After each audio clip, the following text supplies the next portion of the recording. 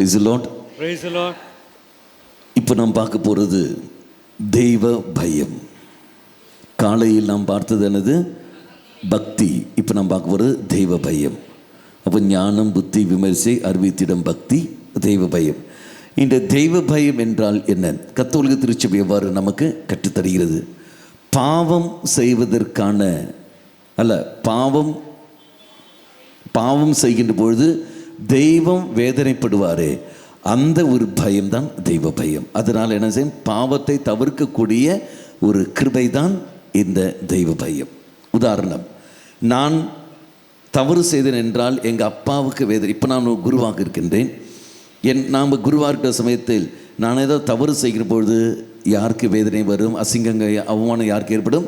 என் பெற்றோர்களுக்கு அங்கே தேவைப்படும்.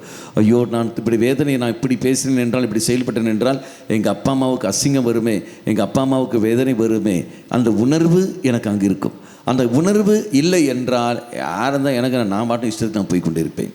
நான் ஒரு குருவாக இருக்கின்றேன். இப்போ நான் தவறு செய்தேன் என்றால் என்னுடைய கம்யூனிட்டிக்கும் என்னுடைய திருச்சபைக்கும் ஒட்டுமொத்தமாக அங்கே வேதனை ஏற்படும். அதன் வழியாக தெய்வம் அங்கே வேதனை ஏற்படும். ஐயோ ஆண்டவரே, அப்போ என்னுடைய தவறின் காரணமாக உனக்கு அங்கே அசிங்கம் ஏற்படும். அப்போ அதனால் நான் அந்த தவறு நான் செய்ய மாட்டேன். இதுதான் தெய்வ பயம். அப்போ நான் பாவம் செய்யாமல் இருப்பதற்கான ஒரு வழி தான் இந்த தெய்வ பயம் என்கிறது உதாரணம். அது இந்த தெய்வ பயத்துக்கு காரணம் எப்படி வருகிறது? தெய்வீக ஞானம் தான் அது சாரும். எடுத்து படிங்கள். சீராக்கு புஸ்தகம் 1ஆம் அதிகாரம் 12ஆம் வாக்கியம்.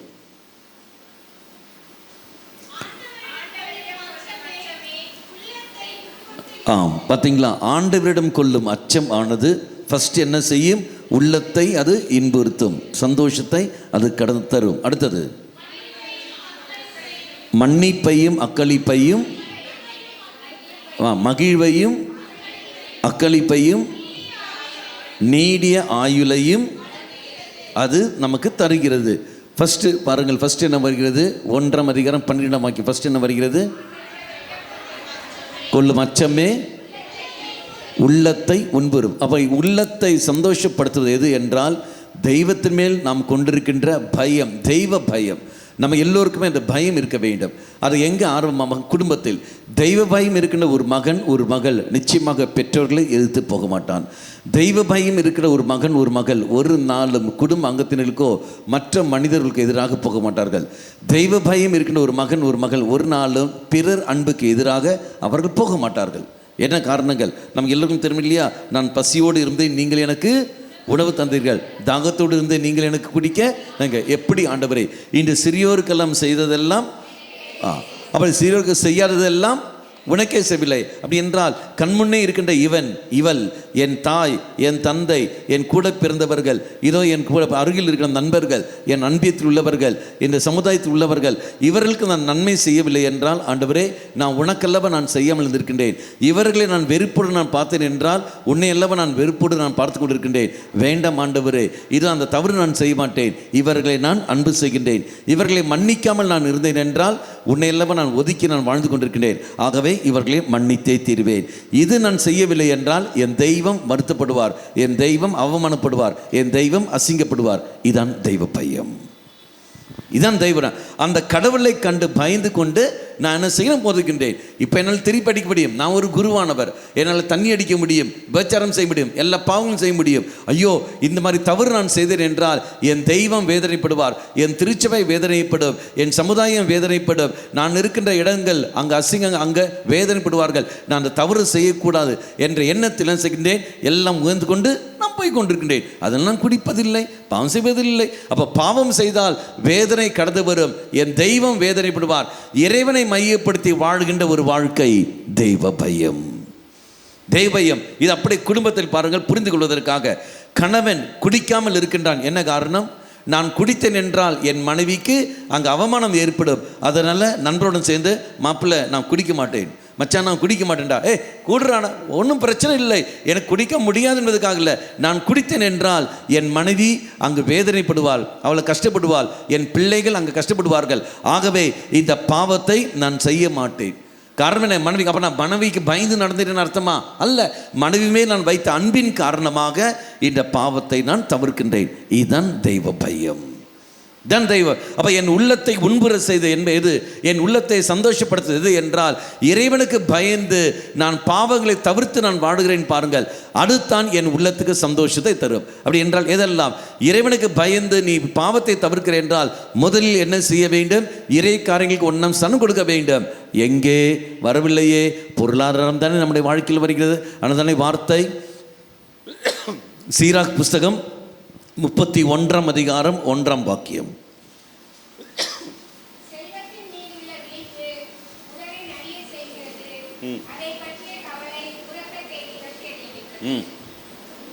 செல்வத்தின் மீது உள்ள விழிப்பு உடலை நலிய செய்கிறது. நலிய செய்கிறதுன்னு என்ன அர்த்தம்? அது போய் விடுகிறது. அப்படி என்றால் உன்னை பலவீனமாக உன்னை மாற்றி விடுகிறது. செல்வத்தின் மீது உள்ள விழிப்பு அப்படின்னு என்ன அர்த்தம்? 24 மணி நேரம் எனக்கு பணம் வேண்டும், பணம் வேண்டும், பணத்துக்காக முக்கியத்துவம் கொடுத்து நீ போய் கொண்டிருக்கிற, நீ இறைவனை மறந்து எனக்கு பணத்துக்காக ராவும் பகலுமாக நீ கஷ்டப்பட்டு கொண்டிருக்கிற என்றால் அது உனக்கு டென்ஷன் படுத்தும், ப்ரெஷரை உண்டுபடுத்தும், ஸ்ட்ரோக்கு கொண்டு செய்யும். பலரும் இப்போ எங்கே போகிற இடத்துல நம்ம கேட்குறதெல்லாம் ஸ்ட்ரோக்கு. பல காரணங்கள் என்னென்னு கேட்டால் ப்ரெஷர் வர காரணம் என்ன? டென்ஷன் வர காரணம் என்ன? காக்குன்னு சிந்திக்க. உன்னை யார் இப்படி இருக்கு சொன்னது? உன்னை யார் இருக்கிற? நீ குழந்தை போல நீ இரு, தெய்வத்தை போல இரு, பக்தியோடு நீ இரு. பக்தி என்னும் வரத்தை நீ பெற்றிருக்கின்றாய், திடம் என்னும் வரத்தை நீ பெற்றிருக்கின்றாய். அப்போ அதுக்கேற்றபடி நீ வாழப்பாரு. தெய்வ பயத்தோடு நீ வாழுகிற சமயத்தில் நீ ஏன் டென்ஷன் படுத்து கொண்டிருக்கின்றாய்? எத்தனையோ பேர் இருக்கிறார்கள், அவர்கள் சந்தோஷமாக வாழ்ந்து கொண்டிருக்கிறார்கள். நீ தானே டென்ஷனோடு இருக்கின்றாய், நீ தானே பிபியும் பிடிச்சி நடந்து கொண்டிருக்கின்றாய். அப்படி பிபி ஷூட் ஆன காரணத்தினால உனக்கு ஸ்ட்ரோக்கும் வந்து விடுகிறது. ஆண்டவர் அதுக்கெல்லாம் காரணம், தெய்வமாக இதுக்கெல்லாம் செய்ய சொன்னார் இல்லையே. பிறகு ஏன் மக்களே நாம் அந்த தவறை மீண்டும் செய்து கொள்கிறோம். செல்வத்தின் மீது உள்ள விழிப்பு உன்னை பலவீனமாகப்படுத்துகிறது. மீண்டும் எடுத்து படிங்கள் சீராக்கு புஸ்தகம், அதே சீராக்கு புஸ்தகம் 5 அதிகாரம் 1 வாக்கியம். உன் செல்வங்கள் மீது நம்பிக்கை வைக்காதே, எனக்கு அவை போதும் என்று நீ சொல்லாதே. செல்வங்களில் நம்பிக்கை வைக்காதே, எனக்கு அது போதும் என்று நீ சொல்லாதே. அப்போ எனக்கு உண்மையான மகிழ்ச்சி எங்கு வரும் என்றால் செல்வங்கள் மீதல்ல, பொருட்கள் மீதல்ல, வேலைகள் மீதல்ல, என் தெய்வத்தின் மீது. அப்படி என்றால் நல்ல ஒரு வாழ்க்கை வாழப்பாரு. பாவம் இல்லாமல், பாவம் செய்வதை தவிர்த்து கொண்டு நல்ல ஒரு வாழ்க்கை, தெய்வம் விரும்புகிற ஒரு வாழ்க்கை, அது எப்படி வாழ முடியும்? முதலில் நீ செய்கிற பணியை நீதியோடு செய்யப்பார், நேர்மையோடு செய்யப்பாரு, ஆத்மார்த்தமாக நீ செய்யப்பாரு. நான் இந்த பணியை செய்கின்றேன், இது நான் வாழ்வதற்காக மட்டுமில்லை, என்னை நம்பி இருக்கிற என் கணவன், என் மனைவி, என் பிள்ளைகளை விட ஆண்டவர் என் மேல் நம்பிக்கை வைத்து எனக்கு தந்திருக்கின்றார்.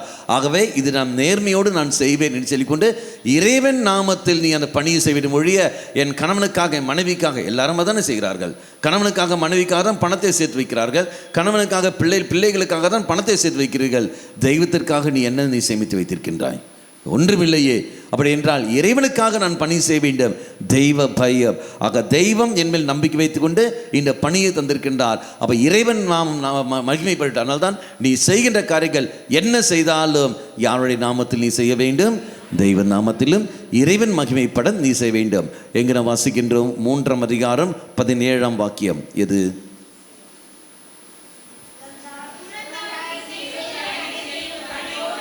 நீ செய்வது அனைத்தையும் பணிவோடு செய். அடுத்தது பார்த்தீங்களா? அப்படி என்றால் கடவுளுக்கு உகந்தவர்கள் உண்மையில் அன்பு காட்டுவார்கள். செய்வது அனைத்தையும் பணிவு. இந்த பணிவு யார் தருவது? தூயாவிதானே, வேறு யாரும் இல்லையே. அப்போ நம்முடைய வாழ்க்கையில் செய்ய வேண்டிய காரியங்கள். அப்போது 1. 2வது இன்பம் தருவது இதுதான். 2வது என்ன வருகிறது? படிங்கள் 12 வாக்கியம் 1:12. மகிழ்ச்சி தருவது எது? தெய்வ பயம் உனக்கு மகிழ்ச்சியை பெற்று தரும். அப்படி என்றால் மகிழ்ச்சி எனக்கு எப்படி கடந்து வரும்? உண்மையான மகிழ்ச்சி என்பது எதிலிருந்து எனக்கு மகிழ்ச்சி கிடைக்கும்? கட்டளைகளை கடைபிடிப்பதன் வழியா. எங்கே நான் வாசிக்கிறோம்? யோவான் நற்செய்தி 15 அதிகாரம். யோவான் நற்செய்தி 15 அதிகாரம் 10-11. என் தந்தையின் கட்டளைகளை கடைபிடித்து அவரது அன்பில் நிலைத்திருப்பது போல நீங்களும் என் கட்டளைகளை கடைபிடித்தால் என் அன்பில் நிலைத்திருப்பீர்கள். அடுத்தது, என் மகிழ்ச்சி உங்களில் இருக்கவும் உங்கள் மகிழ்ச்சி நிறைவு பெறுமே, இவற்றை உங்களிடத்தில் சொன்னேன். அப்போ உண்மையான மகிழ்ச்சி என்பது என்னது? தெய்வத்துடைய கட்டளைகளை கடைப்பிடிப்பது தான் உண்மையான மகிழ்ச்சி ஒழிய வேறு எதுவும் இல்லை.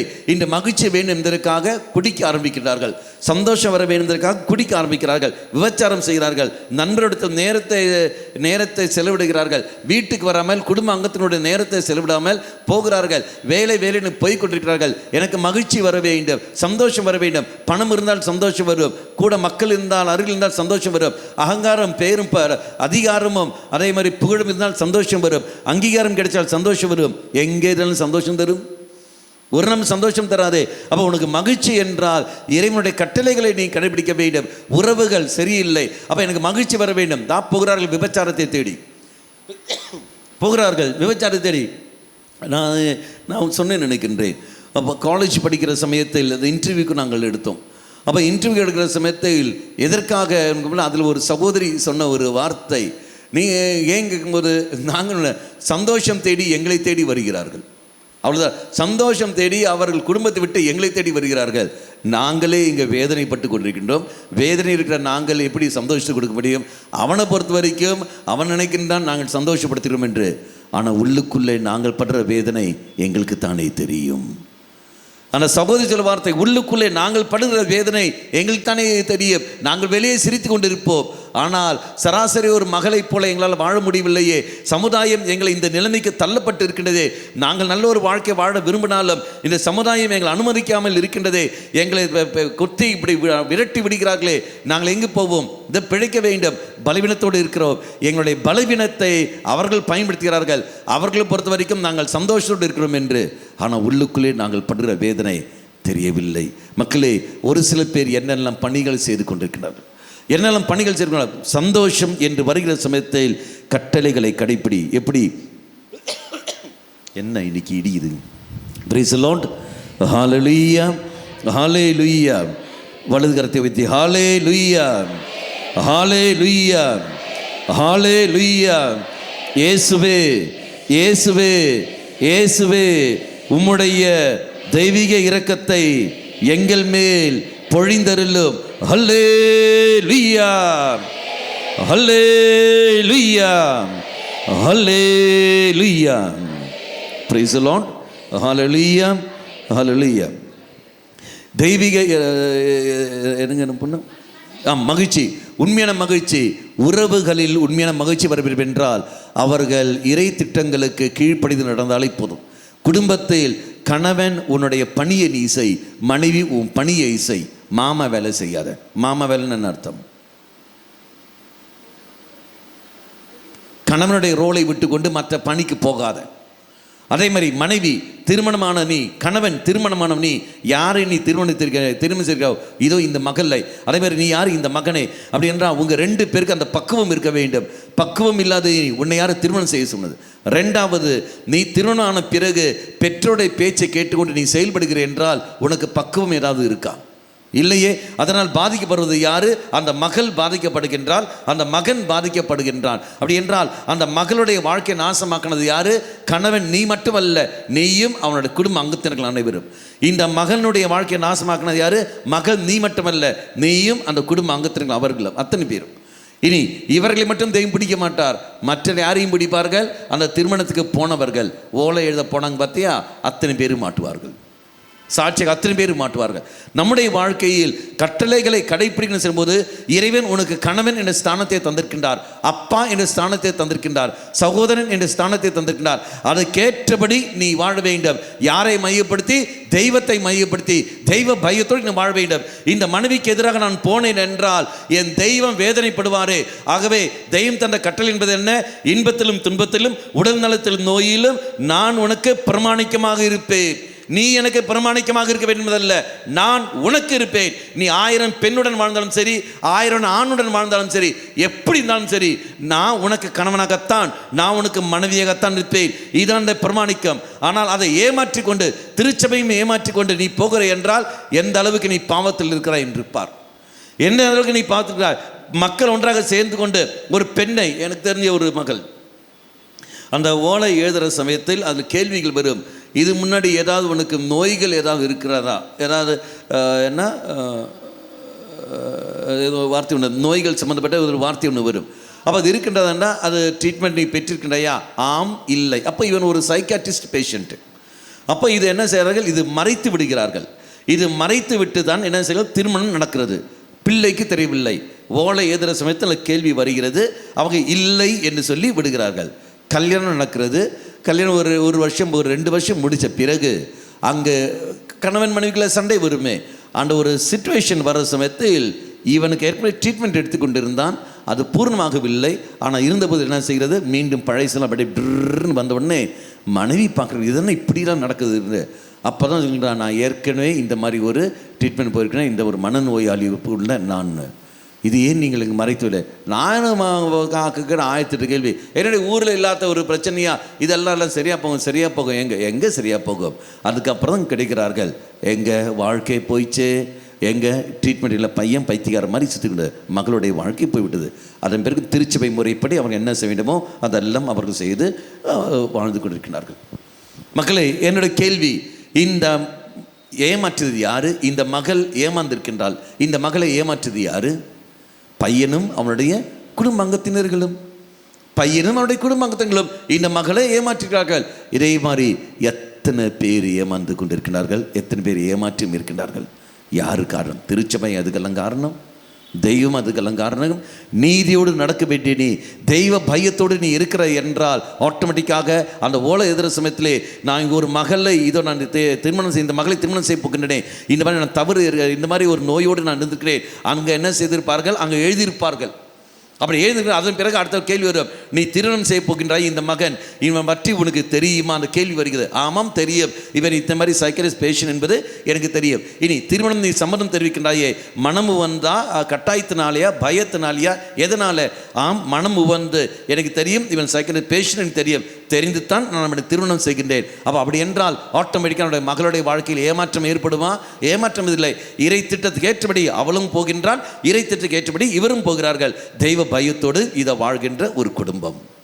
அதை மறைத்து வைக்கிற சமயத்தில் ஆட்டோமேட்டிக்காக நீ தெய்வ பயத்தோடு நீ இருப்பதில்லை, மாறாக ஏமாற்றி கொண்டு வாழ்கிற சமயத்தில் எப்படி அங்கு கிடைக்கும்? அவ கட்டளைகளை நீ கடைபிடித்தே தீர வேண்டும். இதே மாதிரிதான் குடும்பத்தில் ஒவ்வொரு அங்கத்தினர்களும் நாம் செய்கிற பணிகளும் திருச்சபையிலும் நாம் கட்டளைகளை கடைபிடித்து கொண்டே போக வேண்டும். இல்லை என்றால் மக்களை நீ நானும் பாவம் செய்கிறோம்.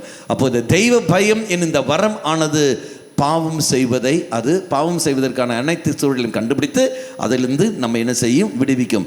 பாவம் செய்யாதே, தெய்வம் வேதனைப்படுவார். இது மாதிரி தவறு செய்கிற அப்பா வேதனைப்படுவார், அம்மா வேதனைப்படுவார்கள் இல்லை, மாறாக தெய்வம் வேதனைப்படுவார். இதுதான் மக்களே தெய்வ பயம். 2வது மகிழ்ச்சி தரும். அடுத்த வார்த்தை என்ன வருகிறது? அக்களிப்பு. அக்களிப்புன்னு என்ன அர்த்தம்?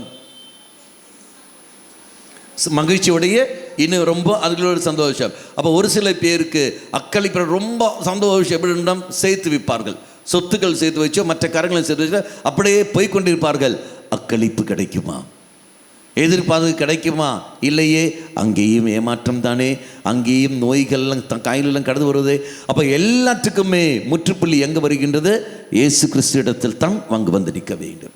இயேசுவை தேடி வந்தால் மட்டும்தான் மக்களே உங்களுக்கு அங்கு விடுதலை. இல்லை என்றால் நீ தலைக்கீழம் நின்னாலும் சரி, ஒரு நாளும் உனக்கு அங்கு விடுதலை. ஆனால் தான் திருச்சபைக்குரியது குடும்ப அங்கத்தினர்கள் எந்த சூழ்ந்தாலும் சரி, ஜெபமாலே ஜெபம் பண்ணு, அருட்சாதனங்களுக்கு முக்கியத்துவம் கொடுக்க பாருங்கள்.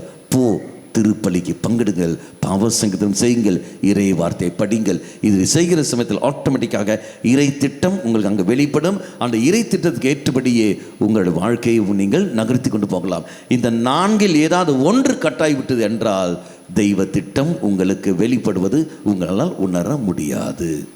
வெளிப்படுத்தாமல் எந்த ஒரு காரியம் தெய்வம் செய்வதில்லை. பிள்ளைகள் குறித்த திட்டம் தெய்வம் பெற்றோர்களுக்கும், கணவனை குறித்துள்ள திட்டம் தெய்வம் மனைவிக்கும், மனைவிக்குரிய திட்டம் தெய்வம் கணவனுக்கும் வெளிப்படுத்தாமல் எந்த ஒரு காரியம் தெய்வம் செய்வதில்லை. பங்கு மக்களுக்குரிய திட்டம் தெய்வம் பங்கு தந்தைக்கும் வெளிப்படுத்தாமல் எந்த ஒரு காரியம் செய்வதில்லை. மக்களே, நீ தான் தயாரிப்போடு இருக்க வேண்டும், விழிப்போடு இருக்க வேண்டும். வெளிப்படுத்துதல் எல்லோருக்குமே உண்டு. ஆனால் புரிந்து கொள்ளாமல் இருப்பது யாரு? நீ. போ, தெய்வ சொல்லி இறைவனுக்கு முக்கியம் கொடு, பிள்ளைகளுக்கு கற்றுக் கொடு. பிள்ளைகளுக்கு கற்றுக் கொடு. அவன் அவள் வருவார்கள், என்னால் முடியாதுமா, எனக்கு அப்படிதாம்மா இப்படி தான் இது சொல்வார்கள். இது அவனுடைய பழக்க வழக்கங்கள். குழந்தை பருவத்திலிருந்தே சொல்வார்கள். பள்ளிக்கூடம் போகிறேன்னா நான் போகிறேன்னு சொல்ல மாட்டார்கள். நான் போக மாட்டேன். ஜூன் மாதம் 1ஆம் தேதி நான் போக மாட்டேன். ஜூன் மாதம் 1ஆம் தேதி இல்லையே, 13ஆம் தேதியா? எப்படா ஸ்கூல் ரீஓப்பனு? 1ஆம் தேதி. 1ஆம் தேதி நான் போக மாட்டேன்ட்டு அடிச்சுட்டு அம்மாடா சரிடா வீட்டிலே உட்காரன்னு சொல்லுவாங்களா? அல்ல அடித்து இப்போ அவரோட கையும் கட்டி பார்க்கலாமே. நிறைய தமாஷெல்லாம் நடக்கும். எல்கேஜி யூகேஜியில் எல்லாம் இழுத்து கொண்டு போய் உட்காருவேன். அங்கே போய் உட்காந்த பிறகு அவன் வீட்டை மறந்து விடுவான். அங்கே போகிற வரைக்கும் தான். அதுக்கப்புறம் அவன் ஜாலியாக அவப்படுவார்கள், குடுகுடுன்னு ஓடி வருவார்கள். மக்களே, ஆலயத்திற்கும் அப்படி தான் செய்வார்கள். நீ என்ன செய்கிறாய்? அடித்து போய் உட்காரான்னு சொல்ல தைரியம் உனக்கு இருக்கா? அம்மாண்ட ஸ்தானம் போயிச்சே, அப்பாண்ட ஸ்தானம் போயிச்சே. அம்மாண்ட ஸ்தானத்தை பயன்படுத்து, அப்பாண்ட ஸ்தானத்தை பயன்படுத்து. இந்த உரிமை யார் தந்திருப்பது? தெய்வம் உனக்கு தந்தது. சீராக் புஸ்தகம் 3ஆம் அதிகாரம் 2ஆம் வாக்கியம். பிள்ளைகளை விட தந்தையரை ஆண்டவர் மிகுதியாக மேன்மைப்படுத்தியுள்ளார். அடுத்தது, பிள்ளைகள் மீதும் அன்னையருக்குள்ள உரிமையை உறுதிப்படுத்தல. அப்போ பிள்ளைகளை விட தெய்வம் யாரை அதிகமாக அன்பு உரிமை, இப்போ பிள்ளைகளை யாருக்கு உரிமை கொடுத்திருக்கின்றார்? பெற்றோர்களுக்கு. அப்பா அம்மா என்ற அதிகாரத்தை எடுத்து பயன்படுத்து. அதை பயன்படுத்துகிற சமயத்தில் மக்களே சக்தி அங்கு உண்டு. தெய்வ பயத்தோடு நீ வாழப்பாரு. பிள்ளைகளை கண்டு பயந்து வாழாத. ஐயோ அவன் இப்படி பண்ணான்னு சொல்லிட்டு பயந்த. இன்றைக்கி பெற்றோர்களால் பிள்ளைகளை மிரட்ட முடியுமா? அடுத்த நிமிஷமே அவன் அப்பா அம்மா மிரட்டுகின்றான். போலீஸில் கம்ப்ளைண்ட் பண்ணுறாங்க தான். இங்கே ஒரு பங்கில் நாங்கள் போகிற சமயத்தில் ஷேர் பண்ணார்கள். வண்டியில் போய் கொண்டிருக்கின்றார்கள், பைக்கில் அப்பன் மகளை முன்னாடி சின்ன குழந்தைங்க. போலீஸ்காரனை பார்த்த உடனே புள்ள சொல்லுது, சார் இவன் என்னை கடத்தி கொண்டு போகிறார் சாருன்னு. அப்பனை, சார் இவனை கடத்தி கொண்டு போகிறார் சாருன்னு. போலீஸ்காரன் அப்படி பார்த்து, நில்லு சார், நான் அப்பன் சார் அதெல்லாம் கிடையாது, ஏன்னா கடத்தி கொண்டு வரா. அதுக்கப்புறம் தான் லோக்கல் இருக்கிறவங்க தெரியும் இல்லையா, லோக்கலுக்கு வந்துட்டு என்ன பிரச்சனை சார், குழந்தையோட அப்பா சார் இதுன்னு. ஏன் அப்படி சொன்னேன், ஏமா அப்படி சொன்னங்கன்னு. நான் கேட்குறது வாங்கி கொடுக்க மாட்டேங்கிறேன், அதனால தான் நான் இப்படி சொன்னேன்னு. அப்புறம் கதி என்ன ஆயிடுச்சு? இந்த காலத்தில் பிள்ளைகள் ஏதாவது மிரட்டும். ஸ்தோத்திரமா, நீ எதுவும் பண்ணிடாதம்மா அப்படி. மக்களே, எந்த அளவுக்கு இருக்குன்னு பாருங்கள். உரிமையை பயன்படுத்து. உரிமை அதுக்கேற்று பயன்படுத்த. எடுத்து படியுங்கள், மீண்டும் படியுங்கள். லூக்கா நற்செய்தி 12ஆம் அதிகாரம். உங்களுக்கு எல்லாம் தெரியும். அக்களிப்பு சேர்த்து வைக்கிற சமயத்தில் அல்ல, பேராசை கொண்டு இருப்பவர்கள் பணத்தை சேர்த்து வைப்பார்கள். கடைசியில் எல்லாம் உங்களே அறிவற்ற சிலந்தர் உவமை நமக்கு எல்லோருக்கும் தெரியுமே. அது கடைசியில் ஆண்டவர் கேட்குற கேள்வி என்பது என்ன? ஏடா, நீ இன்று இரவே உன்னுடைய உயிர் உன்னை விட்டு போய் நீ சேர்த்து வச்ச சொத்தெல்லாம் இனி யாருக்கு போய் சேரும்? அப்போ அதனால் சொத்துக்கு தேவைதான், சொத்துக்கள் தேவைத்தான், ஆனால் அத்தியாவசியம் அல்ல. நீ நான் உலகத்தில் வாழ வேண்டும் என்றால் தெய்வத்தை நோக்கி போக வேண்டும். ஆனால் தான் மீண்டும் தோபித்து புஸ்தகம் 4ஆம் அதிகாரம் 21ஆம் வாக்கியம். தோபித்து புஸ்தகம் 4ஆம் அதிகாரம் 21ஆம் வாக்கியம்.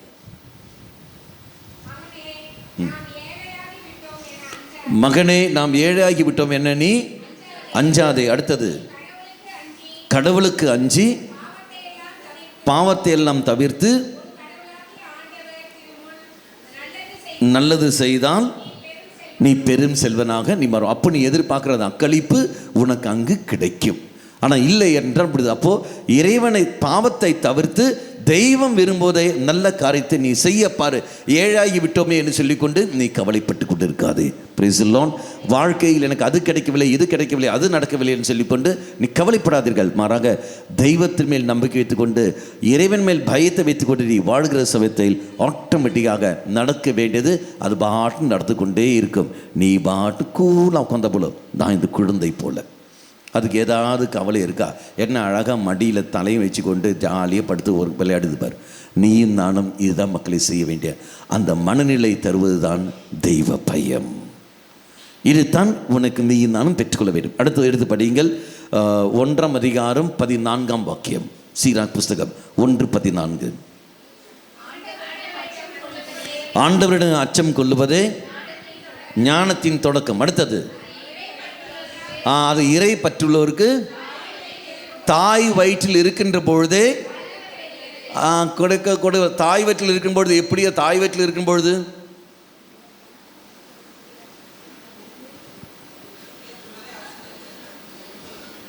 நான் உதாரணம் கூறுகின்றேன் உங்களுக்கு. திருமுழுக்கு யோவான்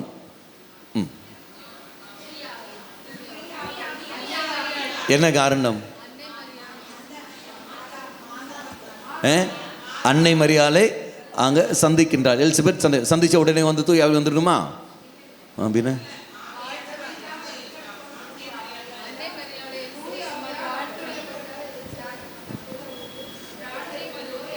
மாதா வருகிறார். நான் எலிசபெத் நான் நிற்கின்றேன், மாதா நிற்கிறார்கள். சொன்ன உடனே டிங்கினே மாதா டிங்கின பரிசுத்தம் வந்துச்சா? இப்போ எலிசபெத் தூய ஆவியில் ஆட்கொள்ளப்பட காரணம் என்ன? அதான் கேள்வி. மாதா வந்த உடனே தூய ஆவி வந்துடுவாங்களா?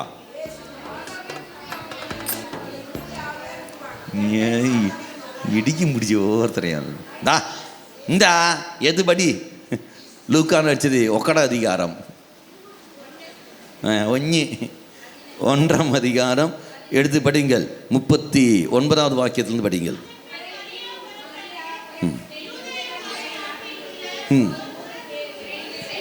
அடுத்தது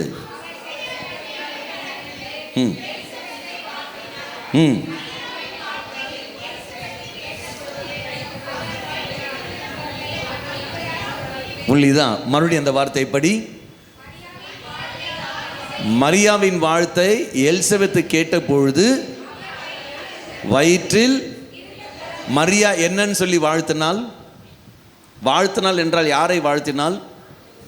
தெய்வத்தை தானே அவள் வாழ்த்துகின்றாள். அவள் இறைவனை வாழ்த்துகிற ஓரோ மகனும் மகளும் யாரால் நிரம்புவார்கள்?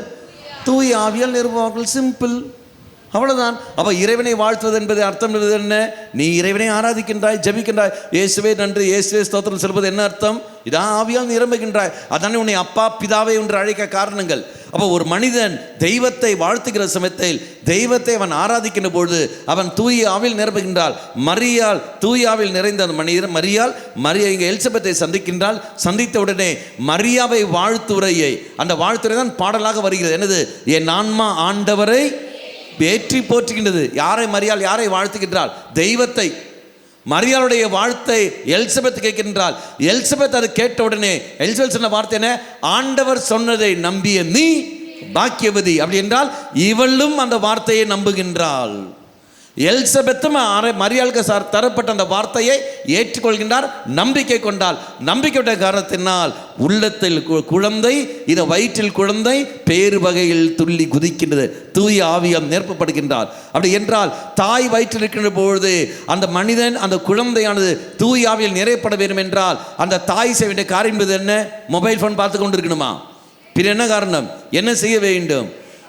இறை வார்த்தையை படிக்க வேண்டும், தெய்வத்தை ஸ்துதிக்க வேண்டும், ஆராதிக்க வேண்டும். பைபிள் எடுத்து படி, தெய்வத்தை ஆராது. யார் வேண்டாம் என்று சொன்னார்? நீ 1 மணி நேரம் இல்லை 5 நிமிஷம் தான் நீ அது படிக்கின்றாய். அப்புறம் ஜெபமாலை நீ அப்பதான் செய்கின்ற. 5 நிமிஷம் ஜெபமாலை, மீதி பார்க்கறதெல்லாம் என்னது?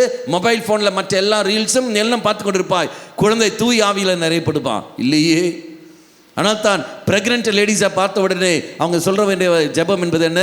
இந்த ஜெபத்தை நீங்கள் சொல்லுங்கள், மரியாவுடைய ஸ்தோத்திர கீதத்தை நீ சொல்லுங்கள், ஆட்டோமேட்டிக்காக நீ தூய ஆவியால் நீ நிரப்பட. தாய் வயிற்றில் இருக்கிற சமயத்திலேயே தூய ஆவியால் நிரப்பப்படுகிறவன் வெளியே வந்த உடனே அவன் தெய்வத்துக்கு ஏற்றபடி தான் வாழ்ந்தானே ஒழிய சமுதாயத்துக்கு ஏற்றபடி அல்ல. திருமுழுக்கு யோவான் தெய்வத்துக்கு ஏற்றபடி தான் வாழ்கிறார்கள். சீடர்கள் சொல்லுவார்கள், இதோ இங்க பாரு, ஒருத்தர் அங்க திருமுழுக்கு கொடுத்து கொண்டிருக்கின்றானே, நீ கேட்பதில்லையா என்று. அப்ப திருமுழுக்கு யோவான் சொன்ன வார்த்தை என்பது என்ன? நான் அவருடைய செருப்பை போலும் தொட எனக்கு அருகதி இல்லை, எனக்கு அது இல்லை.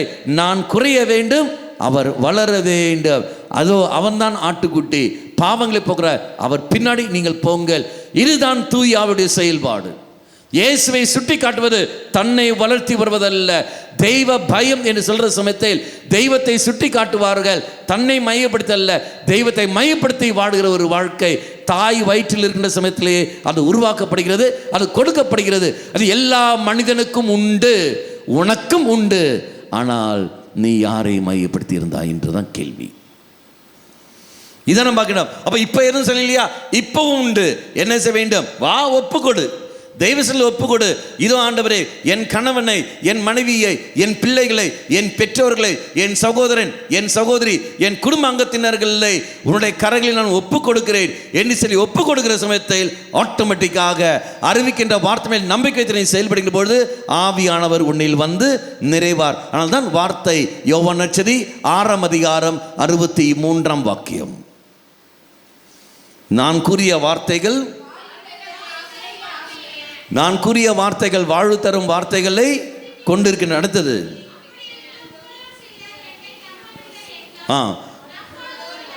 அப்போ இயேசுவின் வார்த்தைகளை தூய ஆவியை அது பெற்றுத்தரும், அது வாழ்வையும் அது பெற்றுத்தரும். Praise the Lord. Hallelujah, hallelujah. அப்போ மக்களே, நெய் நாம் செய்த ஒரே ஒரு காரியம் மட்டும்தான், இறை வார்த்தைக்கு ஏற்ற ஒரு வாழ்க்கை வாழப்பார். இறை வார்த்தைக்கு ஏற்ற ஒரு வாழ்க்கையை வாழ பார்க்க வேண்டும். என் தெய்வம் வேதனைப்படுவார். இந்த மாதிரி நான் செய்தேன் என்றால், இந்த மாதிரி தவறு செய்கிறேன், என் தெய்வம் வேதனை, இந்த உணர்வு எப்பவுமே எனக்கு இருக்க வேண்டும். எங்கள் அப்பா வேதனைப்படுவார், எங்கள் அம்மா வேதனைப்படுவார் என்பதல்ல. என் தெய்வம், என்னை படைத்த தெய்வம், என்னை உருவாக்கின தெய்வம், எனக்கு இந்த அப்பாவை தந்த தெய்வம், எனக்கு இந்த அம்மாவை தந்த தெய்வம், அவர் வேதனைப்படுவார். எனக்கு இந்த கணவனை தந்த தெய்வம், அவர் வேதனைப்படுவார். இறைவனை பார்த்து தான் நீ நான் வாழ வேண்டும். அன்னை மரியாள் யாருக்கு ஏற்றபடி வாழ்ந்தால்? தெய்வத்துக்கு ஏற்றபடி ஒரு வாழ்க்கை வாழ்ந்தவள், இறைவனுக்கு ஏற்ற ஒரு வாழ்க்கை வாழ்ந்தவள் தான் அன்னை மரியாள். ஆனால் தான் அவள் சொன்ன வார்த்தை, சீமோன் சொன்னார் இல்லையா, என்னவென்று சிமியோன், இதோ உன்னுடைய உள்ளத்தில் ஒரு வாள் ஓடு. வாள் என்ற என்ன அர்த்தம்? திருச்சபை சொல்ற அர்த்தம் என்ன? துன்பமா? இது பல தடவை நான் சொல்லியிருக்கின்றோமே. ஒத்துப்பாங்க. சமரசமாகாமல் இருக்கின்ற நிலை துன்பம் என்பதல்ல, சமரசமாகாமல் இருக்கின்ற ஒரு நான் காம்ப்ரமைசிங் ஆட்டிடியூட். அன்னை மரியாள் யாரை பெற்றெடுக்கின்றால்? இயேசு கிறிஸ்து. அந்த இயேசு கிறிஸ்து யாருடைய மகன்? தெய்வத்துடைய மகன். அவர் யாருக்கு ஏற்றபடி வாழ்வார்? கடவுளுக்கு ஏற்றபடி தான் போவார் ஒழிய மனிதனுக்கு ஏற்றபடி அல்ல. அதான் உதாரணம். ராய்பறை பரிசனை பார்த்தீங்கன்னா அப்பளைப்போ சாத்தான் என்று எல்லாம் நாம் பார்க்கின்றோம். அப்படி என்றால் அப்பேற்பட்ட மகனை பெற்றெடுக்கிற நீயும் என்ன செய்யக்கூடாது? உலகத்தோடு ஒரு நாளும் காம்ப்ரமைஸ் ஆகாதே. அன்னை மரியாள் எங்கேயாவது காம்ப்ரமைஸ் ஆனாலும் உலகத்தோடு இல்லையே. உலகத்தில் ஒரு நாள் காம்ப்ரமைஸ் ஆகவில்லையே.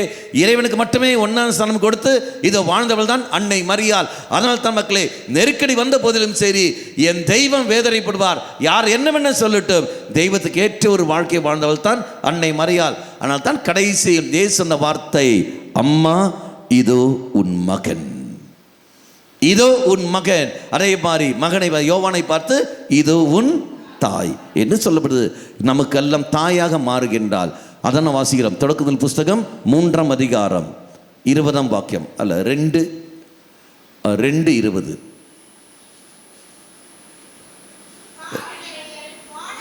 இல்ல 3:20.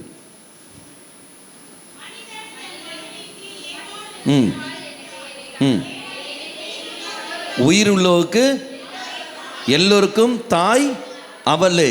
அப்ப அந்த ஏவாள் ஆனவள் பாவம் செய்தால், தெய்வத்துக்கு எதிராக போனால், இந்த புதிய ஏவாளோ பாவம் செய்யவில்லை, இறைவனுக்கு ஏற்ற ஒரு வாழ்க்கை வாழ்ந்தவள். இதான் பார்க்கலாம். அந்த ஆதாம் பாவம் செய்தான், பாவத்தை கொண்டு வந்தான். புதிய ஆதாம் இயேசு கிறிஸ்து பாவத்திலிருந்து உன்னை மீட்டு கொண்டு வருகின்றார். மரம் வழியாக தீமை கடந்து வந்தது, மரம் வழியாகவே விடுதலையும் நமக்கு அங்கு கிடைத்தது. இதான் மக்களே புதிய ஆதாம், புதிய ஏவாள் இயேசு கிறிஸ்து. தெய்வ பயத்தோடு நீ நானும் வாழ வேண்டும். அடுத்தது எடுத்து படிங்கள். அதே சீராக் புஸ்தகம் 1ஆம் அதிகாரம் 21ஆம் வாக்கியம். ஆண்டவரிடம் கொள்ளும் அச்சமானது பாவங்களை விரட்டுகின்றது. அடுத்தது, அது இருக்கும்போது சினத்தை எல்லாம் அகற்றி விடுகிறது. அப்போ நான் தெய்வ பயத்துடன் வாழ்கிற சமயத்தில் பாவத்திலிருந்து இது நான் விடுதலை பெறுகிறேன், பாவத்தை நான் விரட்டி அடிக்கின்றேன். விரட்டி அடிக்கக்கூடிய தைரியம், சக்தி தெய்வம் உனக்கு தந்திருக்கின்றார். நல்ல ஒரு உதாரணம், நமக்கு எல்லாம் புரிந்து கொள்வதற்கான உதாரணம், உங்களுக்கு தெரிந்த ஒரு உதாரணம் எடுத்துக்கொள்ளுங்கள். எங்க போத்திப்பார் எங்க வாசிக்கின்றோம்? தொடக்க புஸ்தகம் இல்லையா, 39ஆம் அதிகாரம்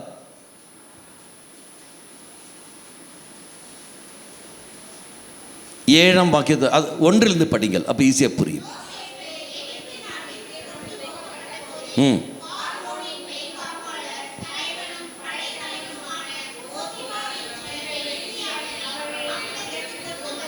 ம்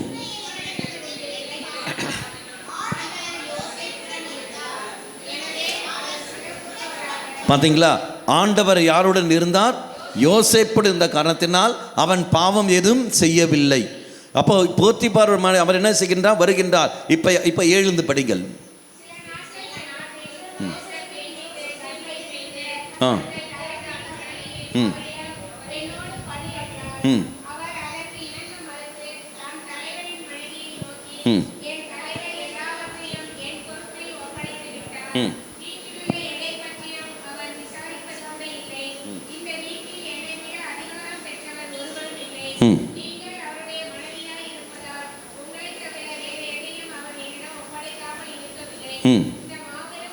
இந்த மாபெரும் தீ செயலை செய்து கடவுளுக்கு எதிராக பாவம் செய்யலாமா? சொல்றது யாரு? சாதாரண மனிதன் யோசேப்பு தானே.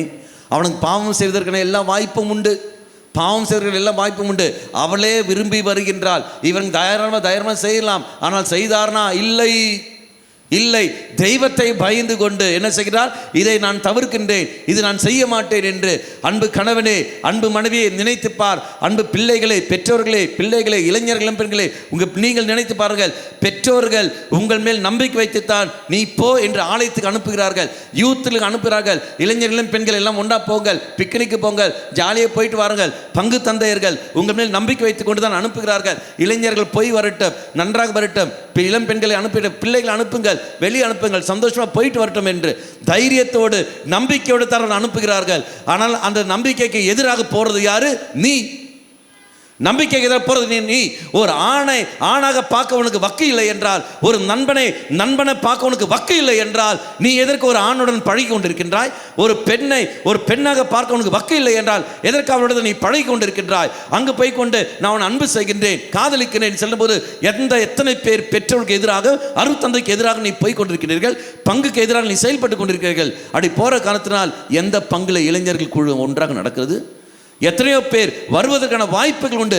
பெற்றோர்கள் இதை பிள்ளைகள் அனுப்ப தயாராக இருக்கின்றார்கள். ஆனால் நீ தவறான எண்ணத்தில் இருந்த காரணத்தினால் எங்கே இளைஞர்கள், எங்கே இளம் பெண்கள்? தெய்வம் அதுக்கெல்லாம் காரணங்கள். கணவன் அனுப்புகின்றார் மனைவியை, நீ போமா என்று அவன் கோயிலுக்கு அனுப்புகின்றார். எந்த தைரியத்தில் அவர் அனுப்புகின்றார்? உண்மையில் வைக்கிற நம்பிக்கை. மனைவி அனுப்புகின்றார் கணவனை, என்னங்க நீங்க போங்க என்று. எந்த தைரியத்தில் அனுப்புகின்றார்? உண்மையில் வைத்த நம்பிக்கை. ஆனால் அந்த நம்பிக்கைக்கு எதிராக செயல்படுவது யாரு? நீ. நம்பிக்கை செயல்படுவது யாரு? நீ. மாறாக குடும்பத்தில் இருக்கிற கஷ்டத்தை எல்லாம் எடுத்துக்கொண்டு அந்த மனிதனிடத்தில் நீ போய் பகிர்ந்து கொள்கிற சமயத்தில் அவன் பார்ப்பான். உன்னுடைய பலவீனங்களை அறிந்து கொண்டு அவன் என்ன செய்கின்றான்? நீதான் பழகி கொண்டு இருக்கின்றாயே, அப்போ உன் பலவீனங்களை அறிந்தவன் அதுக்கு நேசாக அப்படி கொஞ்சம் மாற்றிக்கொண்டு போகிற சமயத்தில் இது தவறான உறவுகள் கடந்து வருகின்றன. கணவனுக்கு தெரியாமல், மனைவிக்கு தெரியாமல் இல்லீகல் ரிலேஷன்ஷிப் கடந்து வருகிறது. இதுக்கு தான் உன்னை கோயிலில் அனுப்புகிறாங்களா? இதுதான் உன்னை அனுப்புகிறார்களா? இல்லையே. அப்படி என்றால் தவறான காரியத்தில் ஈடுபட்டது யாரு? நீ தானே. அப்போ அதனால் பாதிக்கப்பட்டது யாரு? அந்த பிள்ளைகள், அந்த குடும்பம், அந்த கணவன் மனைவியும் தானே. தெய்வமாக இதுக்கெல்லாம் காரணங்கள். தெய்வ பயம் ஒன்று இருந்தது என்றால் பாவம் செய்ததற்கு எல்லா சூழல் இருந்த போதிலும் இங்கே யோசேப்பு சொன்ன வார்த்தை என்பது என்ன? இந்த பாவத்தை நான் செய்ய மாட்டேன், தெய்வத்துக்கு எதிராக நான் போக மாட்டேன், தெய்வத்துக்கு எதிராக போக மாட்டேன். குடிப்பதற்கான வாய்ப்புகள் உண்டு. வீட்டில் யாரும் இல்லை, நண்பரை கூட்டிக் கொண்டு பேரண்ட்ஸ் யாரும் இல்லை, வா ஒன்றாக சேரலாம் நினைச்சிட்டு ஒன்று சேர்ந்து பாட்டு வைக்கிறார்கள், குடிக்கிறார்கள், தவறான படங்கள் பார்க்கிறார்கள். இல்லை, நான் இந்த மாதிரி செய்தேன் என்றால் என் பெற்றோர்கள் வேதனைப்படுவார்கள் என்ற எண்ணம் அந்த நண்பர்களுக்கு உண்டா? இல்லை இல்லை. வீட்டில் யாரும் இல்லையே, நம்ம ஜாலியா இருக்கலாம் வா என்று சொல்லிக்கொண்டு அன்று தண்ணி அடிச்சுக்கொண்டு கும்மாளம் அடிச்சு கொண்டு போகிற சமயத்தில் பெற்றோர்கள் எல்லாம் நீ ஏமாற்றி கொண்டிருக்கின்றாய், நீ பாவம் அல்லவா நீ செய்து கொண்டிருக்கின்றாய். எப்படி தெய்வ கிருபைகள் கிடைக்கும்? எப்படி தெய்வ கிருபை கிடைக்கும்? இன்னொருத்தன் வருகின்றான், பொருளாதாரத்தில் பிசினஸில் ஏமாற்றுகின்றாய். இதோ பரவாயில்லை, இவன் வருகின்றானே, இவன் ஏமாந்திருக்கின்றானே, திருப்பி கொடுக்க வேண்டுமே, உண்மையை சொல்லி அந்த பைசாவை திருப்பி கொடுக்க வேண்டுமே, அந்த எண்ணம் வருவதில்லை. போட்டம் நம்மதை வைத்துக் கொள்ளலாம், இதோ ஏமாற்றிக்கொண்டு நீ பைசா நீ சம்பாதிக்கிற என்றால் இதோ எந்த அளவுக்கு பாவம் வருகிறது. அதான நீதிமொழி புஸ்தகம் 1ஆம் அதிகாரம் 19ஆம் வாக்கியம். நீதிமொழி புஸ்தகம் 1ஆம் அதிகாரம் 19ஆம் வாக்கியம்.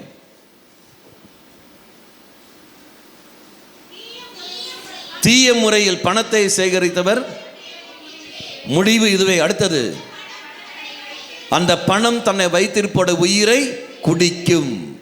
தீய முறையில் பணத்தை சம்பாதிக்கிறவன் அவனுடைய முடிவு இதுதான். அவன் பணத்தை சம்பாதிக்கின்றான், அவனுடைய முடிவு அழிவுக்கு போய்விடும். 21ஆம் அதிகாரம் 8ஆம் வாக்கியம். அதை சீராக் புஸ்தகம் 21:8.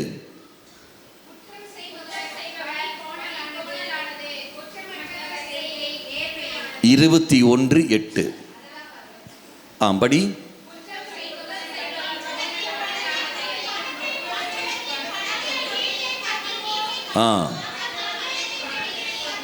தவறு செய்யும்போது என்ன கான்ஃபிடென்ட்டாக சொல்கிறாங்க பார்த்தியா, அதுதான் ஃபாதர் இடிக்கி முடிச்சு ஒவ்வொருத்தரையா.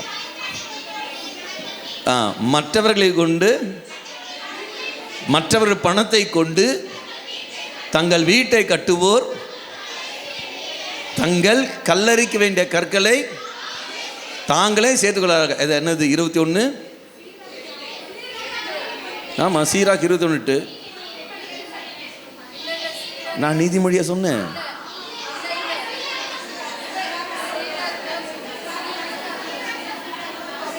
ஸ்தோத்திரம் ஸ்தோத்திரம் ஸ்தோத்திரம் ஸ்தோத்திரம் ஸ்தோத்திரம். முறி போச்சு இல்லை. மற்றவர்களை பணத்தை கொண்டு வீட்டை கட்டுவோர் தங்கள் கல்லறைக்கு வேண்டிய கற்களை தாங்களே சேகரித்துக் கொள்கின்றார்கள். அப்போ ஏமாற்றி கொண்டு வாழ்கின்ற ஒரு வாழ்க்கை ஒரு நாளும் தெய்வம் விரும்பாத ஒரு வாழ்க்கை. அதல்லவா நீ நானும், உறவுகளாக இருக்கட்டும், பொருளாதாரம் இருக்கட்டும், சமுதாயமாக இருக்கட்டும், விசுவாச வாழ்க்கையாக இருக்கட்டும், மக்களே இறைவனை பயந்து நீயும் நான் வாழ வேண்டும். என் தெய்வத்துக்கு இது பிடிக்காது, என் தெய்வம் வேதனைப்படுவார். இந்த ஒரு உணர்வு இருந்தால் மட்டும்தான் பாவத்தை தவிர்க்க முடியும். இந்த உணர்வை ஏற்படுத்துவதுதான் தூய ஆவியுடைய வரம், தெய்வ பயம். நான் வரத்தை பெற்றிருக்கின்றேன், வரத்தை பெற்றுக்கொண்டு ஒவ்வொருத்தரை ஏமாற்றி நீ வாழ்ந்து கொண்டிருக்கிறேன் என்றால் இதான் உங்கள் லட்சணமா? இதான் தூயாவின் வரங்களா? அப்போ வரம் பெற்றவர்கள் என்றால் ஈஸியாக அது கண்டுபிடிப்பார்கள். அவங்க வாழ்க்கையை எதிராக போகுது என்றால் நீ தூயாவின் வரத்தை நீ பெறவில்லையே, பெற்றாலும் நீ செயல்படுத்த அனுமதிக்கவில்லையே, பாவத்தை எல்லாம் நீ பெற்றுக்கொண்டிருக்கின்றாய். அப்பேற்பட்ட மகன் பின்னாடி மகள் பின்னாடி போகாத, உங்கள் வாழ்க்கை நாரி நிற்கும். ஆண்டவரை சொன்னார், நீ அவங்க பின்னாடி போடான்னு சொன்னாரா? இல்லையே. அதனால தான் மக்களே ஜாக்கிரதையோடு இருக்கப்பார். தெய்வ பயத்தோடு இருக்கிற மகன் மகள் தேடி கண்டுபிடி, நீயே தேடி கண்டுபிடி. போய் மன்றாடு, ஆண்டவரே அந்த வரத்தை எனக்கு கொடு, நான் ஏன் மற்றவரை தேடி போக வேண்டும், அந்த கிருபை எனக்குத்தான் சொல்லும்போது கேளுங்கள் உங்களுக்கு கொடுக்கப்படும். நீ கேட்டதில்லை, என் நாமத்தில் நீ கேள், அப்போது உனக்கு அது கிடைக்கும். யோவான் நற்செய்தி 16 24 வாக்கியம். யோவான் நற்செய்தி 16 24 வாக்கியம். கேளுங்கள் நீங்கள் பெற்றுக்கொள். இதுவரைக்கும் என் பெயரால் நீங்கள் எதையும் கேட்டதில்லை, கேளுங்கள் அப்போது பெற்றுக்கொள்வீர்கள். ஆராதனை வேளையில் கேள், இறை சொன்னது கேள். அது இது வேறும் என்று கேட்காமல், ஆண்டவரே உம்முடைய விருப்பத்தை அறிந்து கொண்டு நான் நடக்க அதுக்கு கிருபை எனக்கு தாரும். தெய்வ பயத்தோடு வாழக்கூடிய வரத்தை எனக்கு தாரும். தூயாவை நீ தந்திருக்கிறாயே, அப்போது அந்த வரத்துக்கு ஏற்றபடி வாழ்க்கையை வாழ்க்கிற தைரியத்தை எனக்கு தாரும் அனுப்பிச்சு கேடு. அது நீ கேள், ஆட்டோமேட்டிக்காக தெய்வம் உனக்கு தந்து விடுவார்.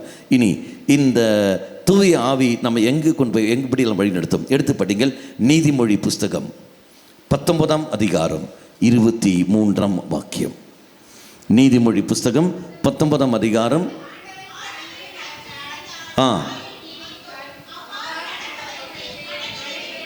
மறுபடியும் யாராவது ஒருத்தர் படிங்கள்.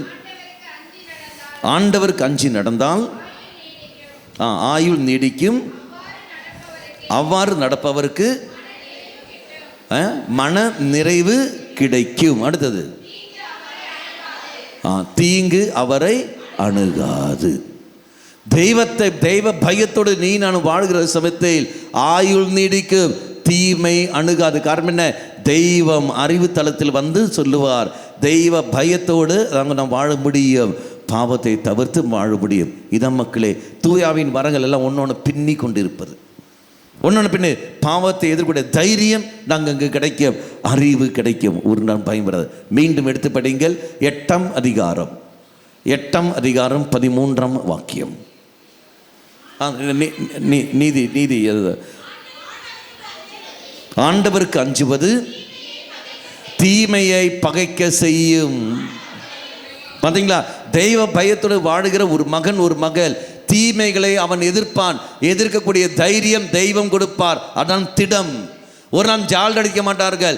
இதோ நம்ம உதாரணம் எடுத்த குடும்பத்தில் எடுத்துக்கொள்ளுங்கள். கணவன் குடிக்கின்றான், மனைவி தெய்வ பயத்தோடு வாழ்கிற ஒரு பெண்ணாக இருக்கிற என்றால் நீ சொல்ல வேண்டும், குடிய நிப்பாற்றான்னு சொல்ல வேண்டும், வெளியே போடான்னு சொல்ல வேண்டும், எடுத்து மாற்றான்னு சொல்ல வேண்டும். பரவாயில்ல அப்படி சொல்லன்றா, அவர் என்ன தான் வெளியே போகணும்னு சொல்வார். போ, யார் வேணான்னா என் கணவன் இருந்தாலும் நான் வாழ முடியுமா? இல்லை. பயத்தோடு நீ வாழ்கிற வேண்டும் என்றால் மக்களே, தீமையே அதை பகைக்கும், எதிர்த்து போகும். தீமைக்கு ஆல்ரெடிக்காது, எதிர்த்து போய் கொண்டிருக்கும். நீ என்ன செய்து கொண்டிருக்கிறாய் என்று பார். பிள்ளைகள் தவறு செய்கிறார்கள். தவறு செய்கிற சமயத்தில் பெற்றோர்கள் அவங்க என்ன சப்போர்ட் செய்கிறார்கள். வாலிப பருவம் தானே, அதெல்லாம் சரியாப்படும், போக போக சரியா போகும். எங்கே போக போக சரியாகும்.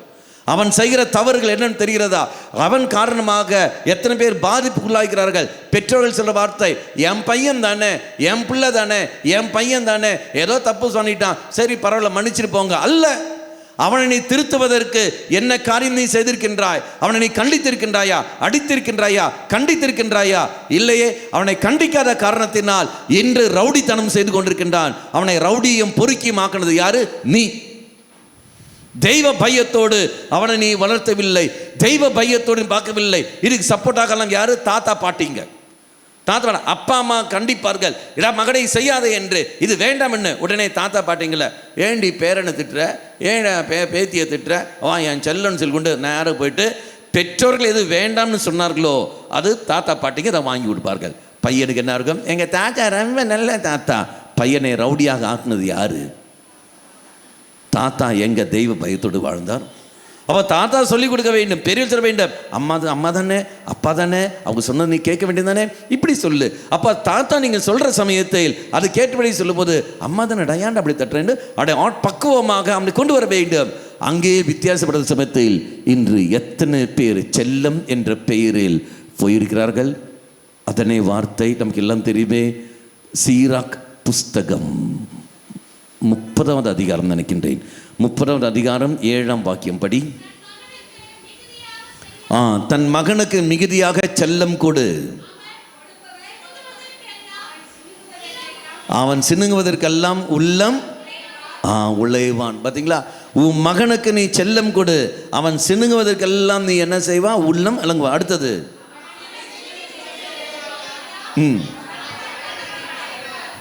யாராவது ஒருத்தர் படி, இல்லை நான் படிக்க வேண்டிய சூழலில் வந்துடும். அவன் கூச்சலிடும் போதெல்லாம் அவர் கலக்க. யார் கூச்சலிடும் போது? குழந்தை. ஐயா என்னோட ஐயா இப்போ தாத்தா பாட்டி தான் உருகும். இந்தா இது தாத்தாவா பாட்டியா தெரியலையே, அம்மாவா மகளும் தெரியலையே, அம்மாவா பாட்டியா, மாமியா, பாட்டி. சந்தோஷம், தாலாட்டு. என் பிள்ளையோ, என் பேத்தி கூச்சிட்டான், என் உள்ளம் தாங்காது. உன் கணவன் கூச்சிட்டான், உள்ளம் தாங்குறான், அவன் நாசமாக போட்டோம். மக்களே, செல்லம் கொடு, வேண்டாம்னு சொல்லவில்லை. ஆனால் அளவு மீறி போகிற சமயத்தில் அதுவே உனக்கு ஆபத்தாக வந்து நிற்கும். பிரைஸ் தி லார்ட், ஹல்லேலூயா. கடைசியாக நாம் எடுத்துக்கொள்வோம். எடுத்து படிங்கள். அதே நீதிமொழி புஸ்தகம் 14ஆம் அதிகாரம் 27ஆம் வாக்கியம்.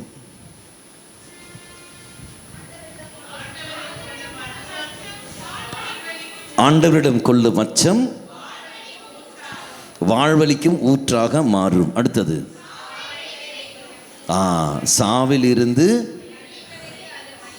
சாவை விளைவிக்கும் கண்ணில் இருந்து நம்மை காப்பாற்றும்.